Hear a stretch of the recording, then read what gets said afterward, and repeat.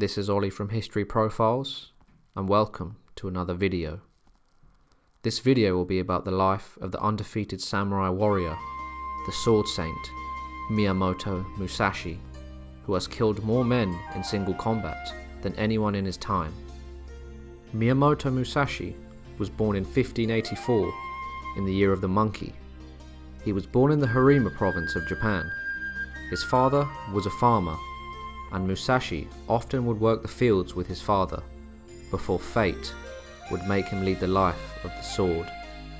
At the age of 7, Musashi and his father had an argument, and as a result, the young boy was disowned by his father and then had to make his own way.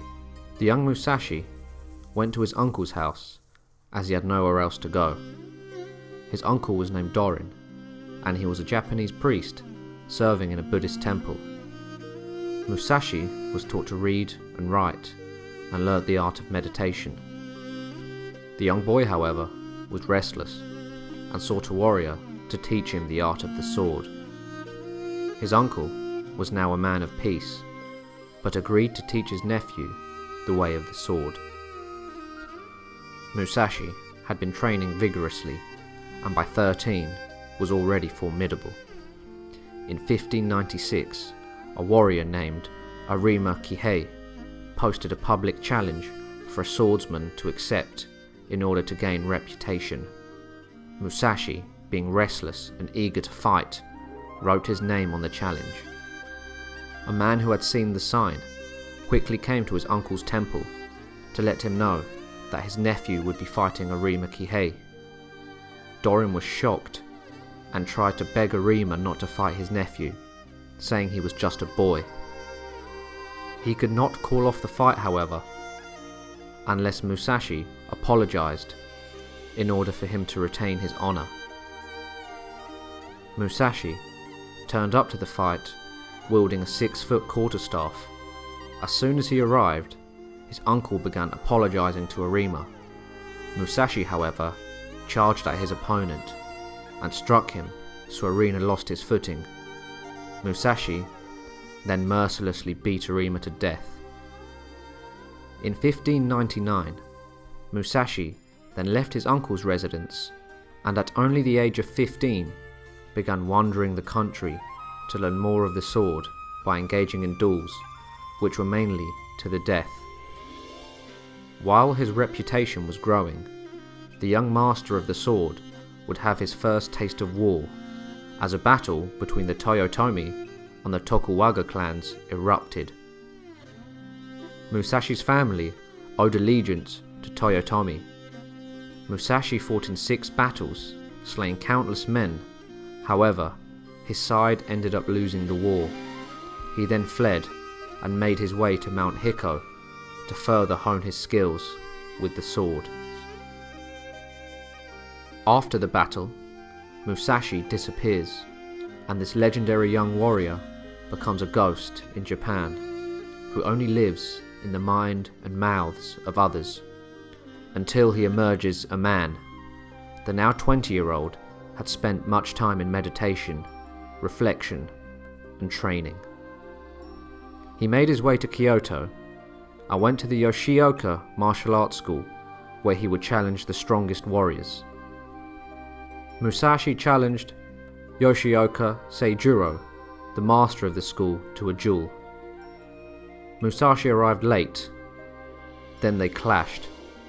Not long after the duel, Musashi struck a single blow to his opponent, which knocked Yoshioka out and crippled his left arm. Yoshioka's brother, also a master of the sword, was enraged, and in his anger, immediately challenged Musashi to a duel, which of course he accepted. The fight took place outside a temple of the Buddhist monks. Nitenichi, Musashi's opponent, arrived wielding a staff reinforced with steel rings, while Musashi once again arrived late. Their fight lasted longer than the first.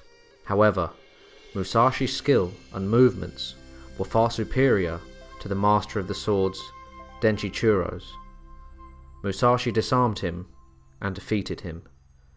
The Yoshioka family and the warrior school were now disgraced. However, another brother came forward to duel Musashi, and another time and place was arranged.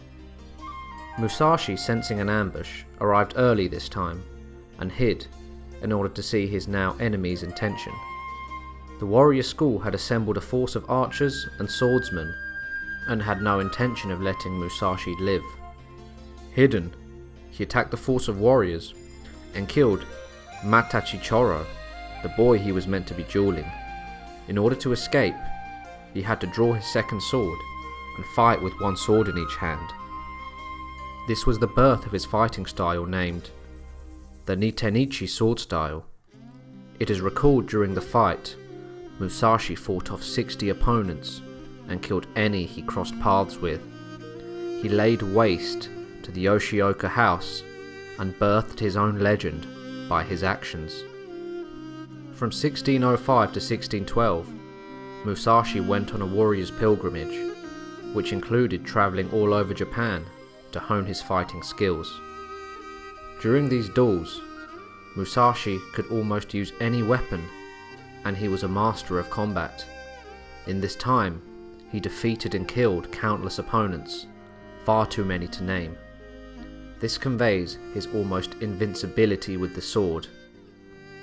To convey his mastery with weapons, I must stress the following duels. He faced the Hozoin temple warrior monks, famous for their spear techniques. He fought Muso Gonusuke, the founder of Jojutsu, which are staff fighting techniques inspired by Musashi himself. He also battled Shishido Baiken, a chain sickle specialist, which are very hard to use in a fight. Among all of these fights, Musashi never lost. He was truly the master of combat. In 1611, Musashi began practicing Zazen, a meditation style, at the Myoshi-jin temple. In the temple, he met Matsui Okinga, a Japanese samurai who served the Hosokawa clan.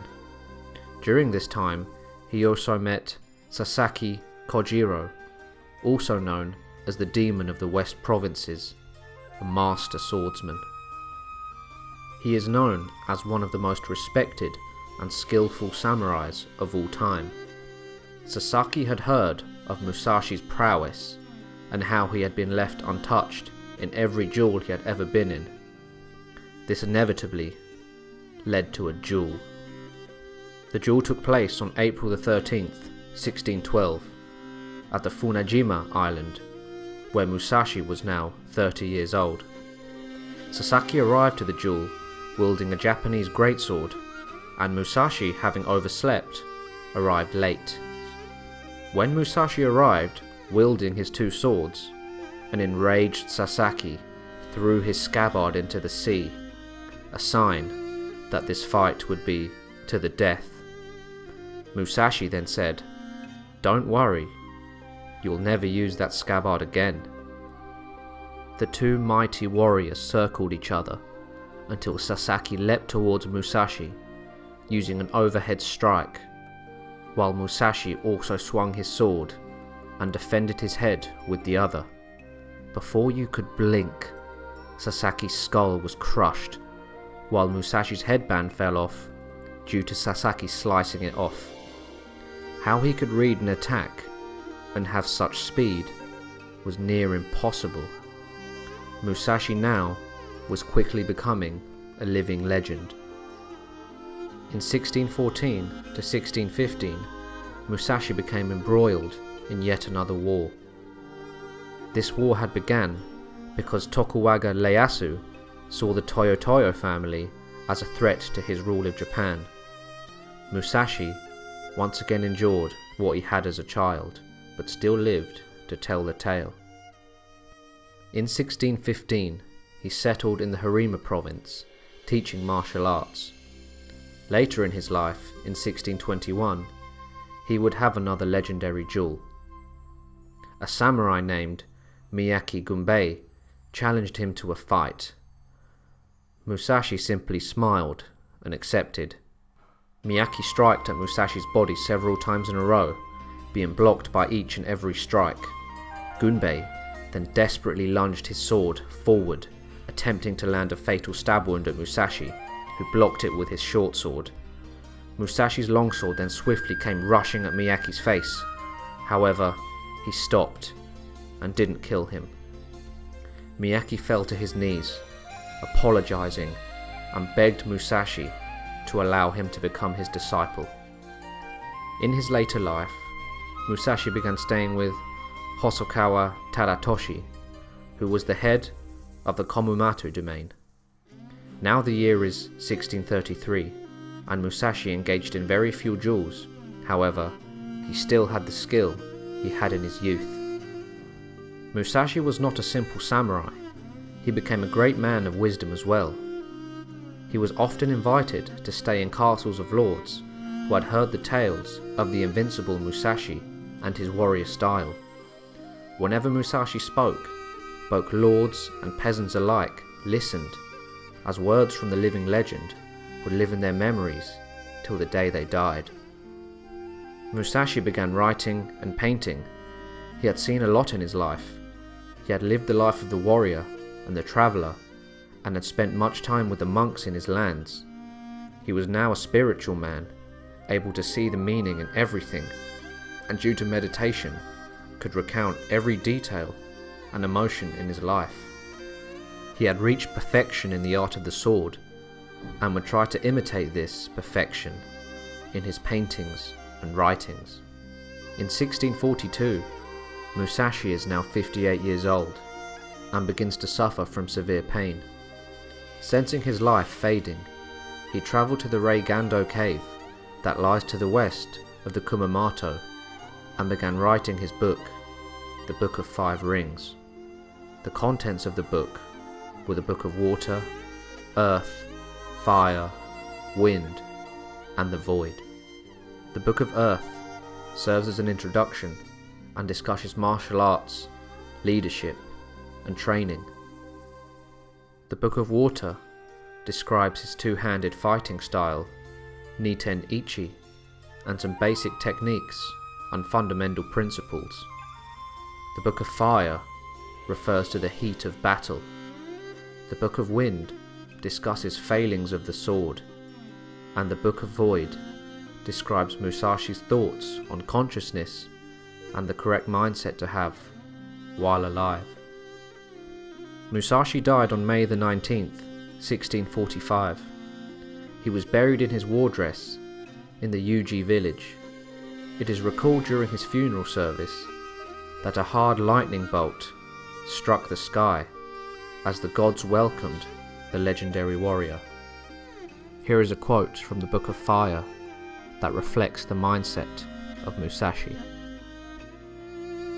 As one man can defeat 10 men, so can 1,000 men defeat 10,000. You can become a master of strategy by training alone with the sword, so that you can understand the enemy's stratagems, his strength and resources, and come to appreciate how to apply strategy to beat 10,000 enemies. Thanks for watching the video, guys. If you enjoyed it, make sure to hit that like and subscribe button, and I'll see you next time for another video. Bye.